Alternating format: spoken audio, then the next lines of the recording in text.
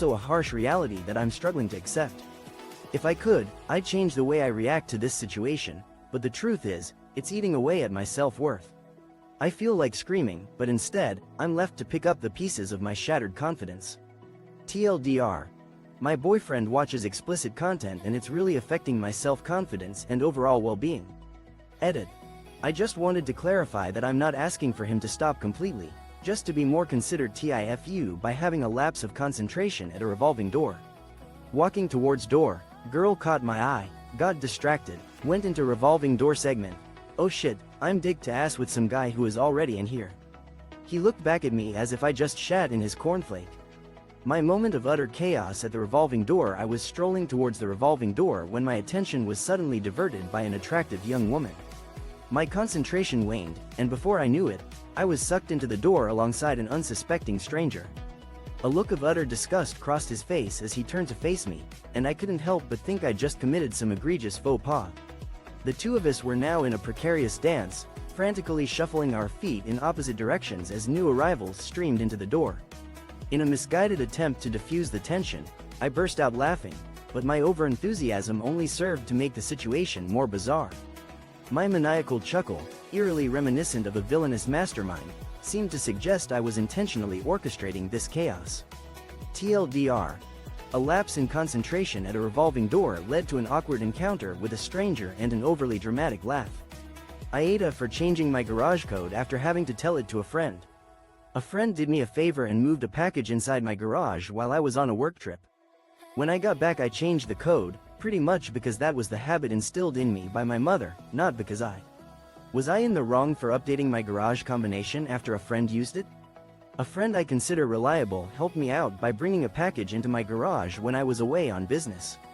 Upon my return, I decided to change the combination, largely as a reflex based on a habit instilled in me by my mother, rather than out of concern for security. However, when my friend tried to access the garage to play a harmless prank on me for my birthday, he felt betrayed that I didn't leave the combination unchanged for him. He claimed that I only trust him when I ask for help, but not when he initiates something himself. I'm not sure if I see it that way, do you? Edit. This question is more about the friend's perception and how one might interpret the situation rather than an objective assessment of right or wrong. Update. Since the question is more about the perception of the friend and the combination was not changed due to any malicious reasons, it could be seen as more of a misunderstanding rather than an intentional act to make the friend feel untrusted. TLDR. A friend helped out by accessing the garage, but felt betrayed when the combination was changed for a prank, leading to a perception of being untrusted. The people who died in the helicopter crash were more than their relationship to Kobe Bryant, and they should be treated as such. I understand that Kobe was one of the biggest NBA stars. I understand that he did amazing work in and outside the community. But those who lost there, beyond their connection to Kobe Bryant, the lives lost in the helicopter tragedy hold inherent value and deserve to be acknowledged as individuals. It's undeniable that Kobe Bryant was a legendary figure in the world of basketball. His contributions to his community and society as a whole are truly admirable. However, as we remember those who perished in the crash, it's essential to recognize that they were more than just acquaintances of a renowned celebrity. Instead, they were complex individuals with their own experiences, accomplishments, and stories. The overwhelming focus on Kobe's family and legacy has overshadowed the distinct lives of the other victims.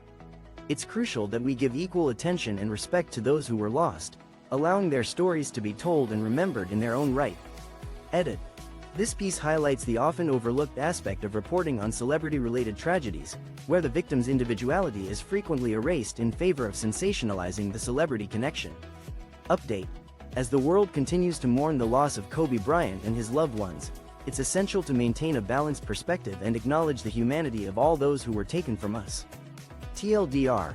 When reporting on celebrity-related tragedies, it's essential to prioritize the individual stories and legacies of the victims, rather pos landlord.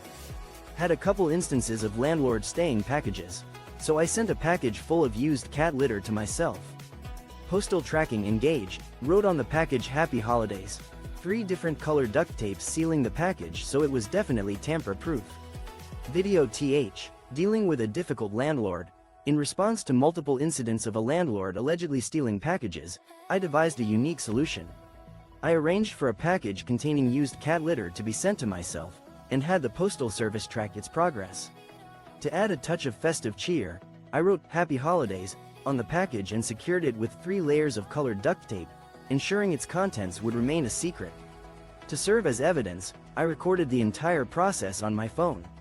The package was scheduled to arrive the following day, but I planned to give the landlord a few extra days to speculate about its contents.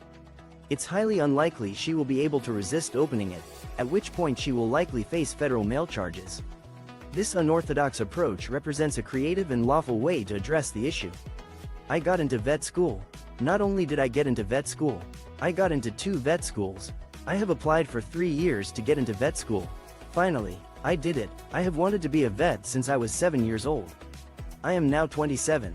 Worked 20 years non-stop for this dream. Now I finally have. After years of perseverance, I've achieved my dream of becoming a veterinarian. It's been a long and arduous journey, but my hard work has paid off in the most incredible way. Not only have I received acceptance into 1 veterinary program, I've been offered a spot in 2 of them. 3 years of tireless efforts to secure a spot in vet school have finally yielded the results I've been striving for. From the age of 7, my ambition has been to become a veterinarian, and now at 27 years old, I'm on the cusp of realizing that dream. 2 decades of unwavering dedication have been the catalyst for this triumph. Throughout my academic pursuits, I've obtained 2 bachelor's degrees, which, despite their significance, were overshadowed by the intense competition and emphasis on GPA in the application process. Now, I'm filled with a sense of pride and accomplishment as I've overcome the rejections and finally received the acceptance I've been craving. I'm confident that I'll excel in my studies, striving to be at the forefront of my class and delivering exceptional care as a veterinarian. TIFU by having sex with the father of a woman I dated at a later date. Okay, so yeah, it's messed up. This happened years ago. So, here's the deets. A few years ago I met a bisexual dude who was around 25 years older than me. I was 23 at the time.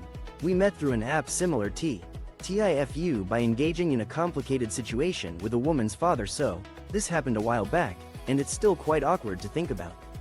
Here's what went down. A few years ago, I met a 25-year-old man through an app, and we hooked up. We never met again, but things took an unexpected turn. Around 2 weeks later, I started dating a 20-year-old woman, and everything seemed fine. However, about 3 weeks into the relationship, she asked me to meet her father in a park, which caught me off guard. I agreed, and we were walking through the park when we stumbled upon him. The situation became extremely awkward, and we both froze as we realized who he was, the same man I had been intimate with just a few weeks prior. We exchanged an awkward handshake, and she brushed it off as nervousness. But things took a darker turn a couple of weeks later when she confronted me, visibly furious. I had no idea what was going on, but she accused me of being responsible for her father's bisexuality. Apparently, he had confessed to his family and told her to break up with me so he could pursue me. She hurled a plastic container at me, AITA, for wanting my daughter's boyfriend, soon-to-be fiancé, to know her dark secret before marriage. I'm the dad of a 25-year-old young woman who I love very much. I've been able to have a good relationship with my daughter and I enjoy my time with her, but there's one T. Should I be the one to reveal my daughter's darkest secret to her boyfriend before he proposes? As a devoted father to my 25-year-old daughter, I've maintained a strong bond with her. However, there's one aspect of her personality that raises concerns. She has been diagnosed with antisocial personality disorder, ASPD. Her behavior in elementary school was erratic and disturbing, and an incident of physical abuse towards her younger sister prompted me to seek professional help. Despite the challenges she faced, she received intensive therapy and support, which significantly improved her behavior as she grew older. Although her past issues have subsided, I've grown increasingly uneasy about her dating life. My daughter is incredibly charming and has an uncanny ability to attract men, often using manipulative tactics to maintain their interest. Currently, she's in a 1.5-year-long relationship with a kind, intelligent, and charming man I've come to appreciate. However, I'm not convinced she genuinely loves him. During our conversations about her mental health, she's been brutally honest with me about her lack of emotions and empathy towards others. When her close friend passed away, she confessed to me that her emotional display was an act, and she felt neutral about the entire situation. Her inability to feel guilt or TIFU by not realizing I had an extreme magnesium deficiency for 5 years. Over the past few years, I haven't been able to focus. I had resigned that there was something wrong with me, probably an old head injury, cancer, new onset of autism, too much TikTok, unchecked ADHD, or my mental decline was a mystery for 5 years. For years, I struggled to focus on even the simplest tasks. I thought it was due to a lingering head injury, cancer, or some other undiagnosable mental condition. About 5 years ago, I was prescribed amphetamines to manage what I believed to be anxiety, and I even attended therapy sessions focusing on mindfulness and adapting to my condition. However, my situation continued to deteriorate over time, and I eventually resigned myself to accepting that my mental state would never improve. After a recent seizure, I realized my condition had become even more severe. I found it difficult to follow conversations or even watch movies without feeling disoriented and confused. Colleagues and friends noticed my decline, and one even commented that it seemed like I wasn't fully processing the words being spoken to me. I couldn't even follow simple written instructions or retain main ideas from paragraphs. The situation seemed hopeless. During my morning routine recently, I stumbled upon a magnesium citrate supplement in my medicine cabinet. Out of curiosity, I decided to take it, noticing that the bottle mentioned nervous system support. In less than 6 hours, I experienced an almost unbelievable transformation. It felt as if my brain had been rewired to "I can't get a refund on my escape room? Okay, let me reschedule then." This might be a rarity for this sub, as I am the one who had the malicious compliance done to by someone else, but I had to respect it and thought it was worthy for this subreddit. Context: I own an escape RO.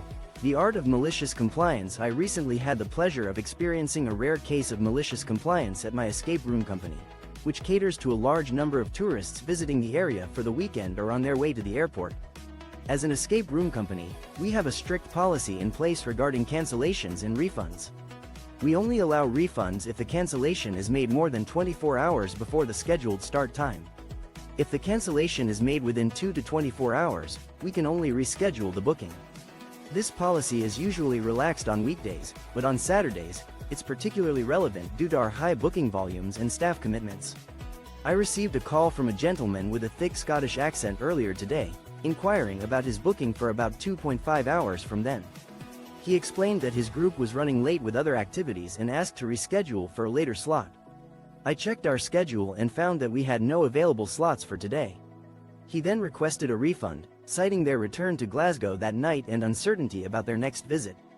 I explained our policy, emphasizing that our system only allows reschedules due to the time frame and that, given it's a Saturday, we couldn't provide a refund so close to I took away all the towel seat reservations at the resort. I was on holidays in an all-inclusive resort. First day, we couldn't find any lounge chairs by the beach or by the sea. Fair enough. We arrived in the afternoon. Next day, we go to find a spot, but upon my recent all-inclusive resort visit, I made a bold move. I removed the towel seat reservations that had been plaguing guests. The first day, I understood that finding a lounge chair by the beach or pool would be challenging since we arrived late in the afternoon. However, the following day's experience left us disheartened. We struggled to find an empty spot, only to discover that most chairs were staked out by towels. As we continued to search for an open chair, we came across a vacant spot that seemed to be held hostage by an unattended towel. The injustice of the situation was evident. Many of these towels remained in place for the entire day, never being occupied by their owners. Determined to put an end to this practice, we decided to take matters into our own hands on the third day. We removed the towels from 2 loungers, and to our surprise, we were able to enjoy our time in peace. However, our tranquility was short-lived, as an older couple soon arrived, claiming the chairs as their own. Their assertion was backed by a resort attendant, who promptly asked us to vacate the premises. The encounter left a sour taste in my mouth, and I decided to take AITA for not treating my wife like an equal parent by telling her she has no say in the way I bond with my son and also calling her homophobic. When I, 37M, was 17, got my then girlfriend, 16, pregnant with twin boys, her parents didn't want the babies to ruin her future. Was I in the wrong for not treating my wife like an equal co-parent by telling her she has no say in my bond with my son and also calling her homophobic? I recently reached out to my adult son, Liam, after he came out to me as gay and introduced his boyfriend. I didn't have any qualms about accepting him and his partner into my life. My relationship with Liam had always been affectionate, and it didn't change after he disclosed his sexual orientation. I still enjoy having him sit next to me on the couch, his head resting on my shoulder, while I put my arm around him. When I married my current wife, 5 years ago, my older children were already teenagers, and they would often join me on the couch for movie nights. My wife never expressed any discomfort about this. However, my relationship with Liam's brother, Lucas, is different from my bond with Liam. My wife doesn't seem to have any issues with me showing affection to Lucas in the same way I do with Liam. Lately, Liam visited me again, and we watched a movie together. My wife expressed discomfort with the affection I showed him, such as hugging and kissing his forehead. She asked me to stop doing it and said it made her feel tifu by not knowing what black coffee is. So with a new patio in the back garden being done, we have a local handyman there doing his thing. Naturally, I offer to make him a drink, to which he replies black coffee. Now, being a clueless, tea-drinking Brit, I assume black coffee. A humbling experience. My black coffee blunder. As our backyard renovation progressed, a local handyman was hard at work. I wanted to show my appreciation for his efforts by offering him a drink, so I asked what he'd like. In response, he mentioned black coffee. Assuming it was a particular brand or style, I searched our cupboards but couldn't find it. I decided to make him a regular coffee with milk instead, thinking it would be the closest match. When I apologized for not having the specified coffee, the handyman chuckled, but I didn't catch the joke at the time. I handed him the milky coffee, and his expression immediately fell. The awkward silence was broken when he said, "Cheers, mate," with a hint of disappointment. This exchange repeated itself throughout the day, each time I made him a milky coffee in response to his request for black coffee. Eventually, he left, and I was left to wonder what had gone wrong. It wasn't until later that I realized my mistake. Black coffee simply means coffee without milk. Now, I'm left to face the consequences of my error, and I can only imagine the handyman's amusement at my lack of understanding. TLDR. I mistakenly gave someone who asked OOP's dog ate her neighbor's drone. Neighbor takes her to small claims court, which ironically is the best thing that happens to OOP. Original, by you, Dead Drone 999 in our legal advice. Not sure what to do. Earlier today my neighbor came pounding on my door screaming obscenities.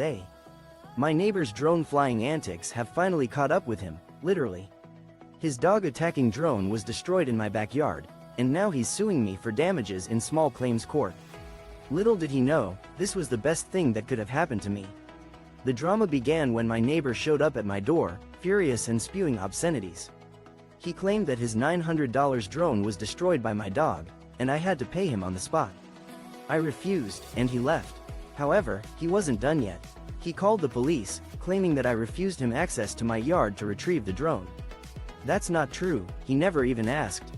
A couple of hours later, the police arrived to retrieve the drone, which was still in my yard, but my dog had moved on to more interesting things.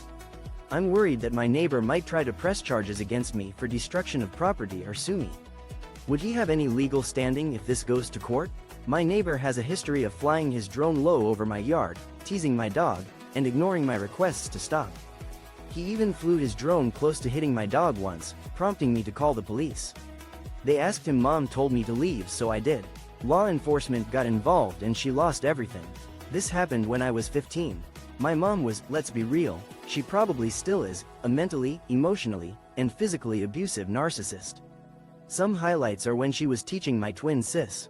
When I was 15, I made a decision that would change everything. After living in a toxic environment with my mother, who was a narcissist with a penchant for physical, emotional, and mental abuse, I decided to take a stand. Our house was a mess, both literally and figuratively, and our relationship was strained. I had been subjected to her cruelty for far too long, and it was time for me to break free. The catalyst for my departure was a visit from our guests, who seemed to bring out the worst in my mother. She used them as a means of controlling our behavior, making us feel ashamed and guilty for not meeting her expectations. I decided I had had enough and spent the day outside in the nearby woods, where I felt a sense of freedom and escape. When I returned home, my mother made it clear that I was no longer welcome. Her words were laced with a venom that I had grown accustomed to, but this time, I chose not to stay. I packed my bags and hiked a few miles to a friend's house, where I was welcomed with open arms. My friend's father, a kind and caring man, offered me a place to stay as long as I needed. My mother, however, was TIFU by missing my own graduation. I was supposed to graduate with my master's degree and had invited my whole family to attend my graduation. The only problem was that I told them all that my graduation was on Sunday because I actually thought it was on Sunday. People booked The graduation fiasco. I was all set to walk across the stage and receive my master's degree, surrounded by my family who had made the trip to celebrate this momentous occasion. However, I made a catastrophic mistake. I had told them all that the graduation ceremony was on Sunday, when in reality, I thought it was on Sunday myself. In retrospect, it was a recipe for disaster. Relatives from far and wide, including cousins from across America, had booked their flights and made arrangements to attend. This morning, while catching up on social media, I stumbled upon images of my fellow graduates in their caps and gowns. It was then that I noticed posts from the school's official account, highlighting the day's events. I sheepishly retreated to my inbox, where I had a crucial email from the university, sent weeks ago, detailing the graduation dates. The revelation hit me like a ton of bricks. I had missed the graduation ceremony. As I lay in bed, grappling with the sheer magnitude of my mistake, I couldn't fathom how I was going to break the news to my family. My mind was reeling with anxiety as I contemplated the impending conversations with my loved ones, who were eagerly anticipating the chance to see me walk across the stage. Tifu by loudly telling a female workmate I was going to finger her. So I, M22, work in a factory that is slightly short-staffed, so from time to time some of the office staff have to come through to the factory and help out. One of these office workers is a F-18, Huil Cal. A colossal mishap occurs when a suggestive comment slips out. I work in a factory that's often understaffed, forcing office workers to lend a hand on the production floor. One such individual is Jess, an office colleague of mine. While Jess was helping out on the factory floor, I walked by her wearing rubber gloves. We have a history of exchanging good-natured banter, and Jess playfully observed that I resembled someone about to milk a cow. Feeling confident in my quick wit, I thought I'd cleverly respond by making a cow-related joke. However, my brain misfired, and instead, I blurted out, "I'll finger you." The factory's noise level meant that I developed a loud voice to be heard over the machinery, which just so happened to be momentarily silent when I spoke. Consequently, everyone nearby overheard and turned to look at me. At that moment, I wished the earth could swallow me whole, but I stood my ground and tried to clarify the situation. I meant it as a cow reference, not a literal statement. The tension seemed to dissipate, but now, my coworkers can't stop making cow-related innuendos and jokes. I've become a coworker kept stealing my lunch, so I started leaving fake leftovers to teach them a lesson. For months, I'd noticed my lunch would mysteriously go missing from the office fridge. I knew it wasn't just a mistake because my containers would be emptied and left behind. The office fridge had been the scene of a long-standing crime, with my lunch consistently disappearing without a trace. The evidence was clear. My containers would be left empty and spotless. I tried various methods to deter the thief, from labeling my food to hiding it in hard-to-reach areas. I even took a drastic step by bringing in extremely spicy meals, hoping to scare off the culprit. However, nothing seemed to work. Frustrated and determined, I decided to take matters into my own hands. I began bringing in containers filled with unusual and unappetizing substances. My first attempt was to disguise canned dog food as chili, while another day's offering was bright green mashed cauliflower. My pièce de résistance was a container of Jell-O mixed with tuna, carefully labeled and presented with the same care as my usual meals. To my satisfaction, the lunch thefts stopped within a week. Although no one admitted to the crime, I overheard a coworker complaining of feeling ill after lunch. I couldn't help but feel a sense of vindication. Was I being petty, or was justice served? Edit. Update. TLDR. A person's lunch kept getting stolen at the office, so they started leaving fake leftovers to catch TIFU by catching my dad perving on my girlfriend in the shower. This happened this morning, and I'm not really sure how to react to it. I'm home from university at my parents' place for the Easter break, and my girlfriend is staying with me for a few days. Not gonna lie to you. I'm reeling after catching my dad sneaking a peek at my girlfriend in the shower this morning. I'm trying to wrap my head around the situation, but I'm not sure how to react. I'm currently at my parents' place for the Easter break, and my girlfriend is staying with me for a few days. We just finished breakfast, and she went to shower while my mom stepped out and I tidied up the kitchen. Our shower has a somewhat old latch mechanism with a small hole at the top that allows for a glimpse inside if you try hard. My dad seemed to vanish upstairs, and I found it odd that the vacuum was suddenly making noise outside the bathroom door. We had just vacuumed the whole house the day before.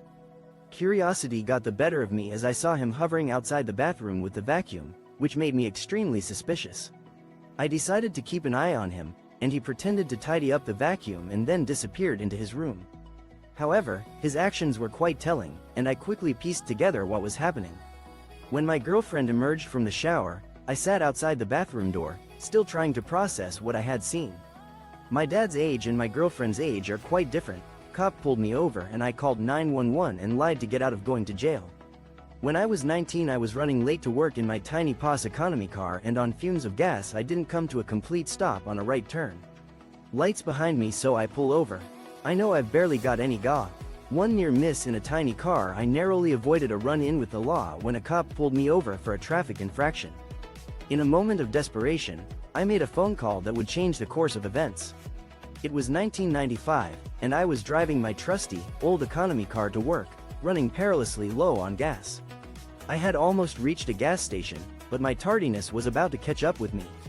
I was cutting it extremely close, and my primary concern was getting to work on time. The arrival of new digital phones, such as VoiceStream, now known as T-Mobile, had piqued my interest. The sales pitch had highlighted the phone's digital capabilities, claiming that its signal couldn't be triangulated or traced. Although I wasn't particularly interested in the technology, the salesman's words stuck in my mind. As I handed over my license, registration, and insurance card to the officer, an idea formed in my mind. I knew that if I were late to work, I'd be in serious trouble. My employer was notorious for being extremely strict, and I couldn't afford to be absent. Seizing the opportunity, I quickly dialed 911, reporting a suspicious incident at AITA for medically tattooing my child under the recommendation of a doctor. Hear me out. I, 31F, and my husband tried for 5 years to get pregnant. Testing eventually revealed I have eggs of fucking steel, and without medical help I'll never get pregnant. So that's what we did. Gee, the decision to medically tattoo my child, was I wrong? My husband and I tried for 5 years to conceive. After fertility testing, we discovered that I have very resilient eggs and would never have gotten pregnant without medical assistance. We underwent IVF, and 9 months later, I gave birth to beautiful fraternal twin boys, Jack and Adam. However, Jack was born with a condition that requires regular injections.